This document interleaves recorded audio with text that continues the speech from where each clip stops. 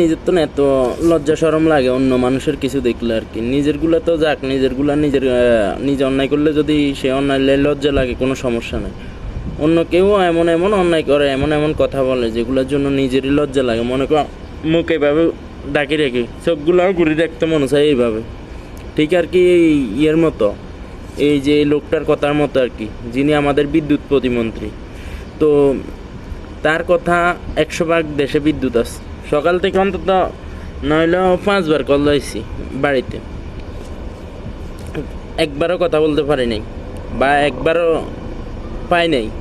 তো আমরা এখান থেকে কি কিছুই বুঝি না, আমরা প্রবাসে থাকি কি কিছুই বুঝি না দেশ কতটুকু উন্নতি হয়েছে। এই যে দেশে কারেন্ট না থাকলে তো ওয়াইফাই থাকে না, নেটে সমস্যা দেয় মানুষকে, আর কতভাবে বোকা বানাবে এরা।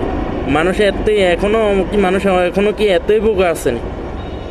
মানুষ এখনো কি বুঝে না এদের এই সব, মানে যে কোনো কিছু ধরেন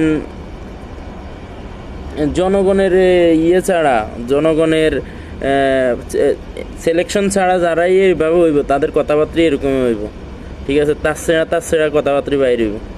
আমরা তো মূর্খ মানুষ, আমগো তার ছেঁড়া কথা বাইরে হইলে আমগো কোনো সমস্যা নাই, কিন্তু এরা দেশের একজন জনপ্রতিনিধি, এত বড় বড় জনপ্রতিনিধি ওই যদি এদের কথাবার্তার ধরনের এরকম হয়, তো সাধারণ রিক্সাওয়ালা, সিএনজিওয়ালা, ড্রাইভার এডির ভাষা ব্যাপার কেমন হইব? বা এরা যদি প্রতি পদে পদে এতটুকু মিশা কথা কয়, সাধারণ মানুষগুলোর কি হইব যারা জীবনে খাতা কলম ধরে নাই, তাদের কি পরিস্থিতি হইব? তারা কি শিখবো? এরা দেশের কি উন্নতি করবে? এই যে পদে পদে এত মিশা কথা কয়, সে এত বড় একজন মন্ত্রী, সে যদি মিশা কথা কয় তো বাকি মানুষ কি করবে? প্রশ্ন থাকলো, বাকি মানুষ কি করবো?